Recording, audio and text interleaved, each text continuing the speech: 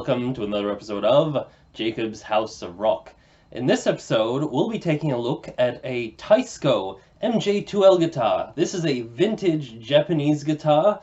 As you can see, it's got that like nice 60s sort of design. Probably the oldest guitar I've ever played, actually. So what this video is going to be about today is, because I can't really do a proper demo of this thing for you guys at the moment, because I don't have my amp here, so all I can do is strum it acoustically, but I can, give you a little overview of this guitar, just because it's a pretty cool little thing to have in hand and talk about on this channel. What we're going to be talking about is the bridge. Now, a problem me and my friend have been having with this guitar is that for many years, pretty much I think he's had this for like, I don't know, 10-20 years, who knows. But the strings have never been changed on this thing as far as we know, so they're in dire need of, this thing is in dire need of new strings. It's also in dire need of a new setup and all that. But and this bridge here, it's really just kind of strange, basically. This cover here, for all these years we had no idea how to take it off, but after a bit of research, now there's a little bit of a lead on what to do. So later in the video we'll get to that, but first I'll just go over this this guitar, just give you guys a little walkthrough. So you can see it's normally it would have the TEISCO logo right here. That's fallen off. My friend, who's his name is Carl, he's looking for that at the moment. It's very dusty. This thing also needs a bit of a clean, but as you can see, it's got a really cool sort of weird big headstock design. If we go down the fretboard, it's got these rectangular inlays to mark the notes, and some nice aged binding, and the nut's also very aged. I imagine this was all white when it was new. Now it's cream yellow. Naturally aged, and same with the strings, they're probably naturally aged too. These strings are pretty bright and it resonates quite nicely, but the wound strings here, they're dead as hell. You can't get any decent sound out of those. And if you take a close look, this thing has some of the thinnest frets I've seen. Like, I recently got a guitar with some jumbo frets, and this is the exact opposite. It's got the thinnest, very tiny frets. They're very low. They're only like maybe, I don't know, 2 millimeters above the fretboard at most. So very small frets. That's one interesting thing about this guitar. Small frets and a very thick neck. Maybe it's not quite thick this way, at least around the nut area, but around the back it really sticks out. It feels almost like you're playing an acoustic guitar. It's like that kind of a neck, but on an electric. And it's got, it feels pretty light overall, actually. So imagine, it's a small body to this guitar, but it also might be made of a slightly lighter wood. As you can see here, it's got this cool guitar body design. Actually reminds me a bit of Brian May's Red Special, but just a bit smaller, I guess, and slightly different. It's got these cool pickups here, single coils, of course. They're very flat, and they're not inside the guitar body, which is also interesting. If we flip it around this way, I'm very careful with this guitar because it's not mine, but if you can see there, yeah, they float above the actual guitar body, so the guitar body has no routing in it in that area. And, well, okay, there's probably a channel underneath it, but the pickups still aren't sunk into the body. And they're very thin and very flat. So single coil pickups, 2 of them. They might be something along the side, along the type of pickups, like maybe some sort of strange P90 type thing, but a little smaller. And there we have that troublesome bridge, which would have that bolt there, which you'd put a tremolo arm into here to kind of like, I don't know if you can hear that, me kind of tugging on this bolt, it activates that tremolo. And that's basically where the issue of this thing lies, is because there's no screws on this. The only thing that you can see is it's kind of got a little ridge that's been pushed in here, so that's obviously what's holding the cover on. And it doesn't, like, we've been afraid to touch it basically because we don't want to damage this thing. Beautiful red finish on this guitar. Again, I love this sort of vintage vibe of this thing. As you can see, it's got a nice aluminium, I'm gonna guess, scratch plate. So this is all metal, so it nicely shields that cavity. Unfortunately, some of the hardware is a bit scuffed and damaged and dirty, but what can you do? I mean, apart from fix it up and clean it. But there we go. Got that.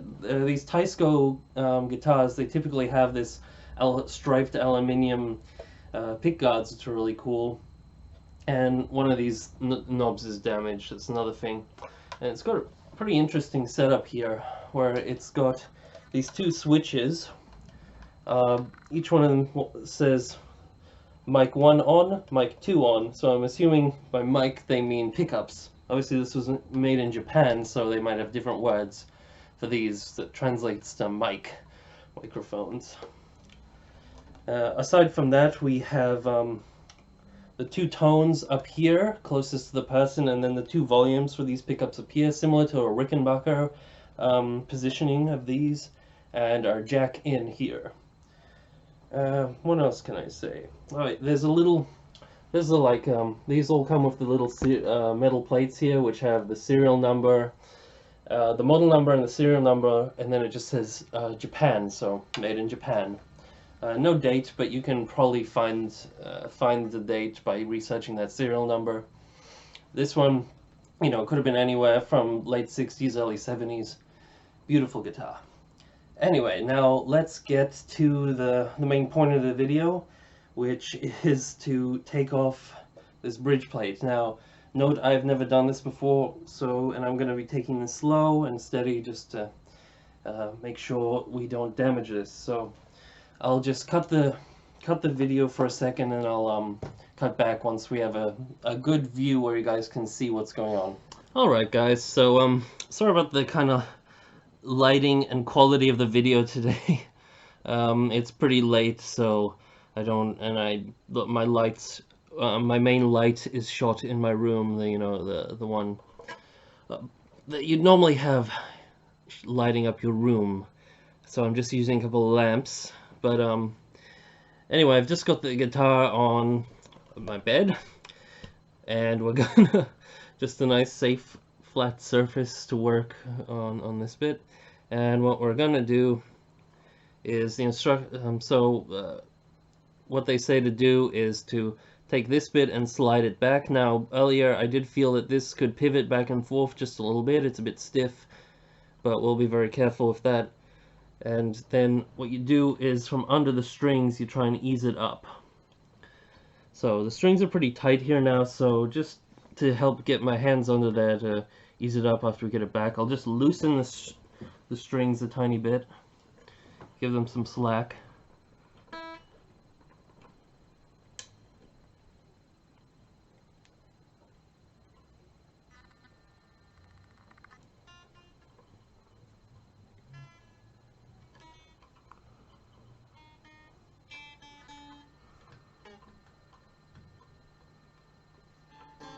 And there should be enough slack there, just not to put stress on anything while we do this. So back to that bridge there, have a closer look. Now the idea is we slide this back, so I might even just unscrew this top bit. I might get in the way, might not, but that's easy to take on and off.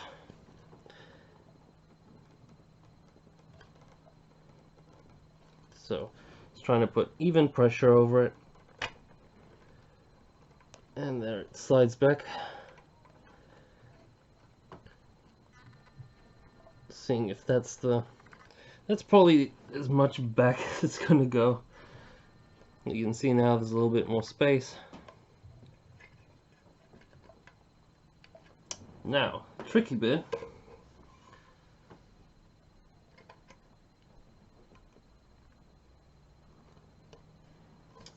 how to lever this up. There's really, strings might be still a bit tight.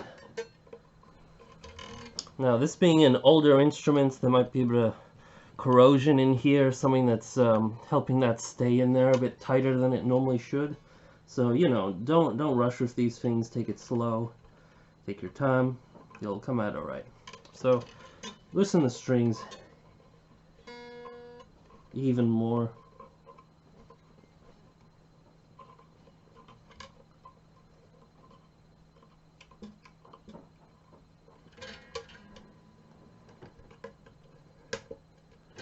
I mean, in all honesty, you could probably just cut off the strings because they're so dead, but first we have to make sure, at least I want to make sure that we can get that bridge off. Also, we'll probably have to lower this bit later on because the action on this is extremely high, so the intonation was all out.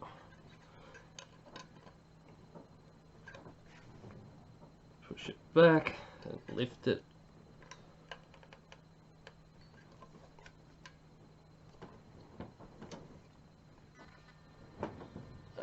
Sorry about obscuring your view, I just need to...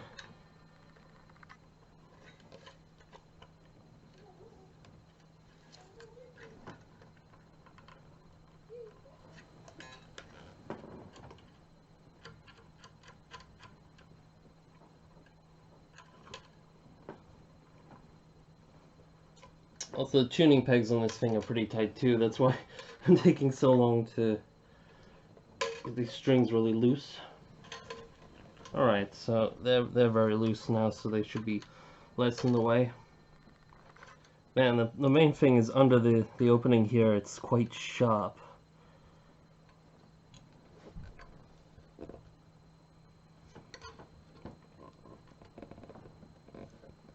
And there's a lot of dust just under where this cover was covering earlier.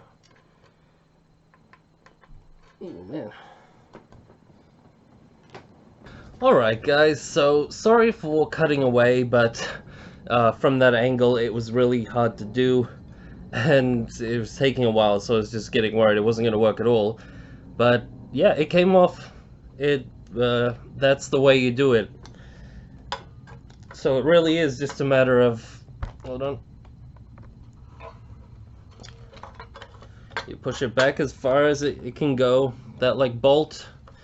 When it's as far as it can go, that bolt in the middle there should be basically in the middle, and then you just gotta push, kind of just try and pull it up, because you gotta unhook these little slots, and I guess just the corrosion over time kind of makes the metal pieces wanna fuse together a little more, so that's why this is so tough to get off.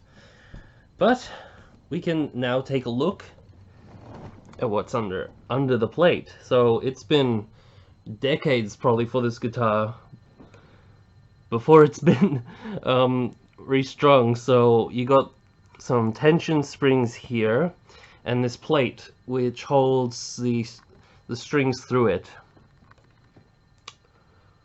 So yeah, it's free now. We can restring this. You can see in there the strings, little brass beads at the end of the strings. Very corroded though, that bridge.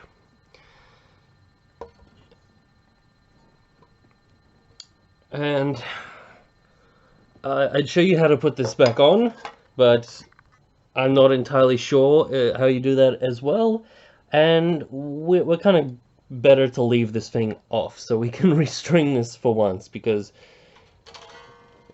yeah. Anyway, thanks for watching, and geez, how do I close this channel again? Keep on rocking, people.